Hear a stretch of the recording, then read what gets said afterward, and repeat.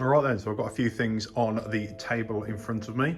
I think we'll start off like I did with the last one, and we'll talk about the tools for the job. Basically, there's three main tools, and you're probably looking at this one thinking, why is that the tool? Well, you can buy a tool for squaring the ring in the cylinder, but you can also use an old piston. And what I've done is I've cleaned it up and I've just fitted an old piston ring. You can see it there, and that basically gives me about the correct depth where we want to measure our piston ring gap. You can see here, this is my new piston, or one of my 4 new pistons, which are Omega pistons.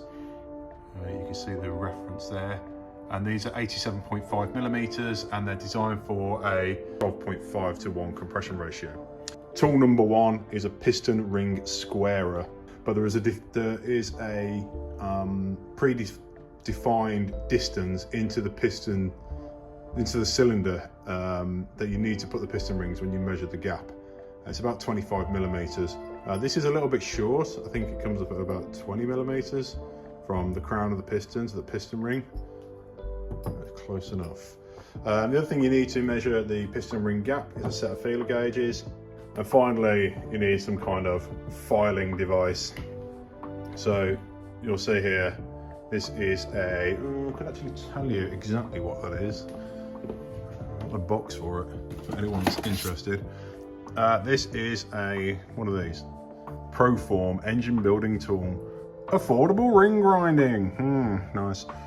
I can't remember how much that was. I want to say like 50 quid or something. Yeah, whatever. So you need one of those to do the job. So that's it really. The only thing to say about the piston ring grinder, you'll see it's mounted to a couple of blocks of wood, and that's simply so I can chuck it in the vise. Pretty self-explanatory, I'm sure you'll agree. Yeah, cool. And you'll also notice there's a couple of idiot marks written on it. You've got this arrow at the top, and you've got the word that's smeared saying rotate. And basically, that's just to make me remember to rotate in this direction when I'm grinding the rings, because when you grind the ring, you're essentially removing material from one of these sides. You'll see here I've taken a bit of the coating off, but I'll explain why in a minute. So you're trying to expand the piston ring gap to whatever your desired gap is. Piston ring gap is quite important in your engine. Too tight and potentially with enough heat, the 2 piston ring ends will touch, and that can result in catastrophic failure of your engine. Too loose, and you're going to get combustion blow-by and oil blow-by through your engine, which is going to result in poor performance. Anyways, you have got essentially, let's say 3 types of rings. You've got your top ring, you've got your second ring, and then you've got some oil rings. You'll see here, this is basically what you've got. I'm not going to be doing anything much with the oil rings at the moment, but they're here just for your viewing pleasure. Let's leave them in there for now. What we're really going to be concentrating on is the top ring and the second ring. And what we don't want to do is have too big of a gap on the second ring, because what that can induce is what's called piston ring flutter, where the piston rings are going to kind of like do this as they're going up and down, which will result in them work hardening and then snapping and failing, which is obviously another problem you want to avoid. Okay, so that's a very quick overview of piston rings. In the manual, there are some details given. I'll show you them now. Okay guys, here's the manual. So yeah, it's about there you can see how far it's telling you to push the piston ring into the cylinder, and that's the point at which you want to be measuring your ring gap. So it wants you to push it in 15 to 20 mil. I'm pretty sure it's about 18 millimeters that piston ring pushes it into, so we're in the ballpark there. We can see here, measure the piston ring end gap B with feeler gauge. Well, there's the ring gap B with the obviously put feeler gauge in there, and you've got a top ring size and you've got a second ring size. You have also got an oil ring size. But let's not worry about that for now. Let's just look at these. So we're looking at 8 to 14 thou. I've been given some guidance in regards to the size that I should run, and the engine builder has suggested that I run 15 thou. So I'm aiming for about 15 thou, but anywhere between 15 and 24 thou for the top ring will be acceptable to me. The closer to 15, the better. In terms of the second ring, he basically said between 20 and 30% larger than this size. So long as it's between 20 and 30% larger than this size and smaller than the limit, which is the limit is 30 thou, then we are good. So anyway, we've got cylinders 1, 2, 3 and 4 as we're looking at the engine block. For the purposes of this demonstration, I'm going to show you one I've already done, but we will grind one as well. Grind it. So we take our top ring, gently squeeze it together, put it in the cylinder, and either using your piston squaring tool or an old piston, this is relatively cleaned up. I'm just going to pop that into position. That's 16 millimeters. What did we say it wanted to be? 15 to 20. So yeah, it's there or thereabouts. Take our feeler gauge, and we're looking for, we want 15, don't we? Just that one. When I last checked this, I think this might be a bit tight. I don't want to force the feeler gauge in there.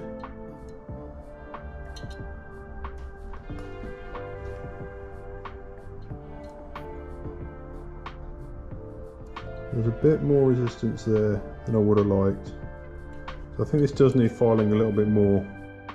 It's too tight at 15. So that's just slightly undersized for what I want. I want 15. So I do actually need to grind this a bit more. So yeah, to remove it, obviously it's kind of just the opposite of putting it in. Squeeze it together a little bit. There you go. Okay, so we just looked at piston ring number 1, the top ring. We were looking for 15. We're probably at about 14.5 at the moment. We're going to take our top ring. You'll notice as well, hopefully, I don't know how well it's going to pick it up, but if you look at the top here, there's a bit of writing. We always want to take the material from one side. You can pick whichever side you want, it doesn't matter, but stick to that one side, whichever one you do pick. The reason I picked this side is because the writing denotes which way up it goes, and the writing always goes up. And I've taken too much of this coating off. This is I think it's like a heat resistant coating. I don't know what it's actually called.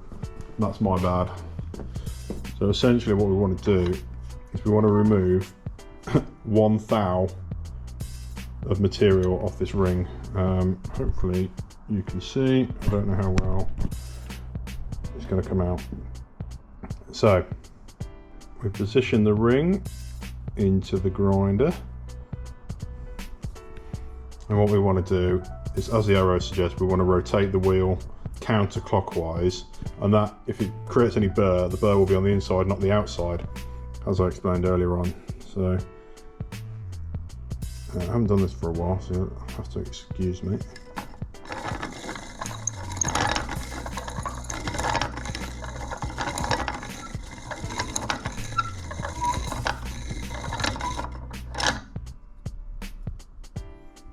I'm just trying to keep a constant pressure on this.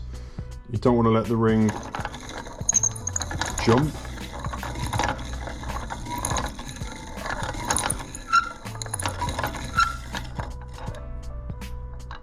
Okay.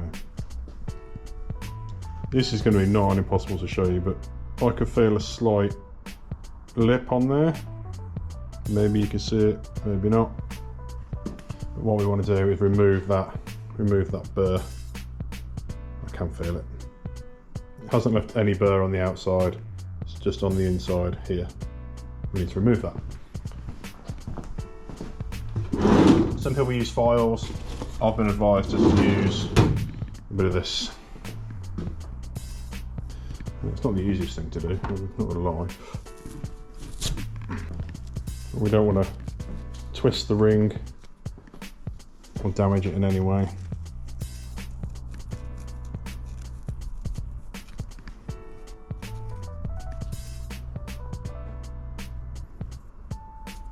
Okay, pretty happy with that. What we're going to do, get a bit of cloth. I'm just going to clean off any residue from either the grinder or the Scotch-Brite. You don't want any of that on there.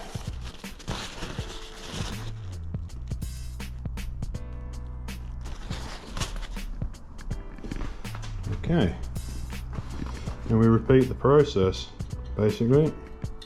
If I can line this up properly. Oops.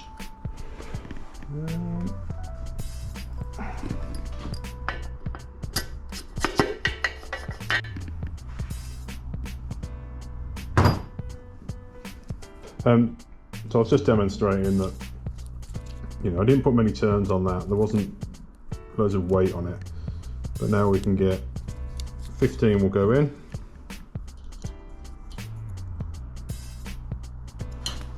You can see that. So it's hard to do the drag because it's a feel. You can see 15 fits. 16 will also just about fit. You'll see, you might be able to see it there, but it's not going all the way in. So either the end of the ring is not quite square, but yeah, I would say it's around about 15.5 thou, which I'm happy with. So that's it really. We just repeat the process for all of these. We do the same for the second rings. Really that's all there is to it as far as I can tell. So if anyone knows any different, give me a shout. But yeah, that's it really. Quick one on piston rings. Any questions, or if you've got any comments, tips or advice for myself, I'd much appreciate it. And otherwise, I'll see you in the next one. Peace.